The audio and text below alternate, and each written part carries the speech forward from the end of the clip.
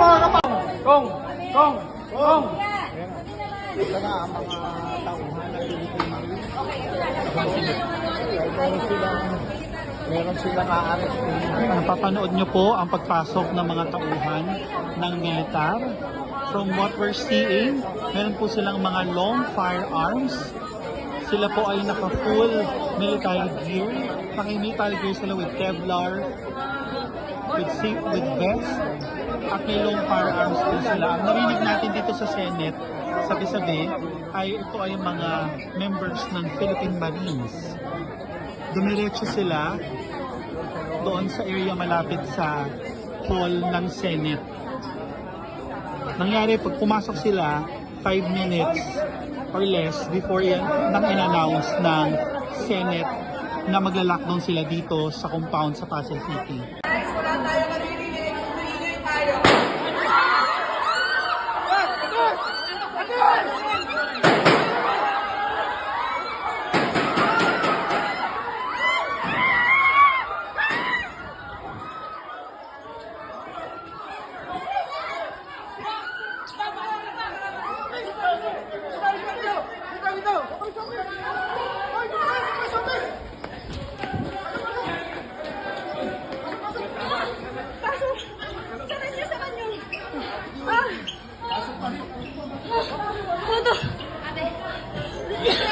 Kasi ini. Dami yun kasi may lusutan doon sila. May... Sa baba, binabakit nila. Nabidyohan mo, kaya ito na magkagutukan na makilanay.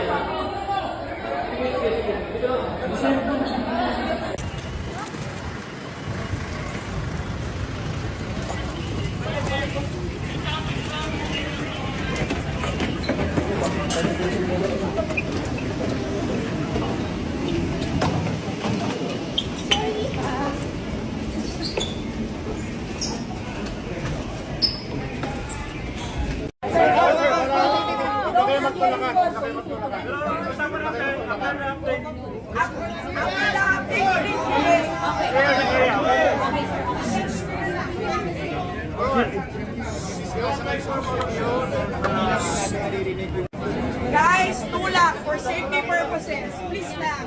Tulak. Tulak, tulak. Safety.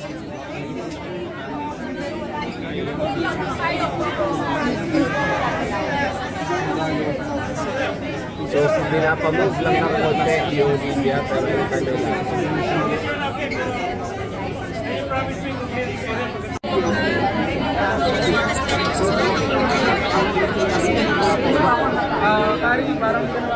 May mga pumasok na ng militar.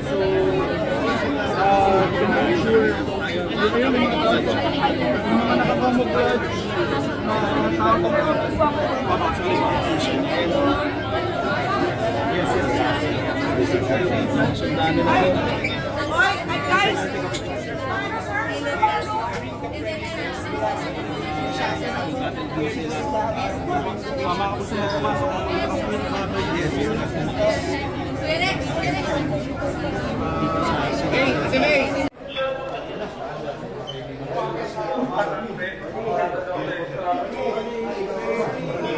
Hi, sir.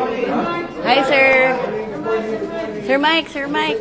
Sir Mike, Zian po sa ABS-CBN. Sir, pwede ba kayo ma-interview later? Yeah, promise. Promise, sir, after, sir, Live ako. They can call me sa line ko kung kailangan ko mag-break. Call me sa line ko. Walang susunod na media. Call me sa line ko pag kailangan nila ako mag-break. Call me. Sabi ni General Aplaska. Clear, clear. Okay, ang inaabangan natin ngayon, itong Ate Claire, Yusik Claire, huwag kang magalit sa akin na hindi kita niloloko. Nagpapasalamat ako doon sa sinabi mo kanina na this government is willing to give me all the rights and yung i-avail ko yung mga legal remedies. Salamat, Ate Claire. Nagpadala ang CIDG ng kuan ngayon ng letter na recalling their subpoena. So salamat CIDG, thank you. Thank you. Naawa kayo sa akin na magbibiyahe pa dyan na naka-under protective custody ako dito sa Senado. Bakit po, sir? Ha? I don't know. Basta winidraw lang daw nila. Salamat. Thank you. Sa DJ, General Murico. Thank you. Magandang hapon mga kababayan. Meron po tayong natanggap na impormasyon na pagkatapos sa aming session itong araw na ito, meron na po mga operatiba ng NBI at ng CIDG ang pupunta dito para ako'y aristuhin. Ako po'y nananawagan sa inyo. Sana tulungan niyo ako. Huwag po tayong papayag na another Pilipino ay dadalhin sa dahig. Pangalawa, kay Pangulong Duterte. Ako po'y nananawagan sa inyo na sana pumunta kayo dito, tulungan niyo kami, mag-vigil tayo dito sa harapan ng Senado. Ako po'y nakikiusap sa inyo. Kung kayo'y meron pang puso para sa ating bansa, sana pumunta kayo dito. Ako nananawagan sa inyo. Lahat ng mga Pilipino na may puso para sa ating bansa, para sa kinabukasan ng ating bansa, pumunta na po kayo dito sa harap ng Senado at para mapigil itong kanilang plano na tayo ay aaristuhin at dadalhin sa dahig. Hindi po katanggap-tanggap yan para sa ating Pilipino. So mga kaibigan ko, lahat ng Pilipino, ako nananawagan sa inyo. Pumunta po kayo dito sa harap ng Senado at mag-vigil tayo. Hindi tayo papayag na another Filipino will be brought to dahig just because of politics. Ako po isang tapat na pulis, tapat sa serbisyo.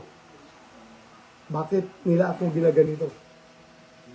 Nananawagan po ko sa inyo mga kaibigan, kung kayo ay na-frustrated noon sa panahon ng Pangulong pagdala nila kay Pangulong Duterte doon sa dahig, sana hindi na ito masusundan pa.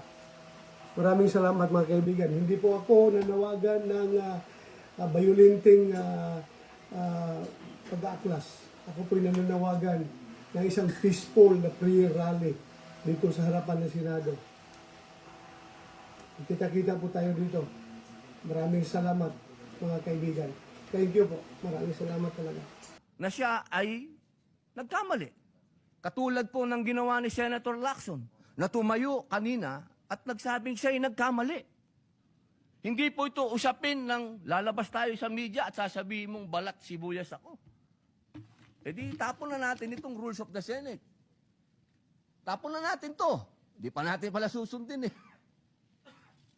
Mga mahal kong kasama, ang sinasabi ko dito, tanggalin natin yan sa record dahil ayokong mababasa yan ng aking mga anak at apo na ang isang Muslim senator ay sinisigaw-sigawan dito sa plenaryo.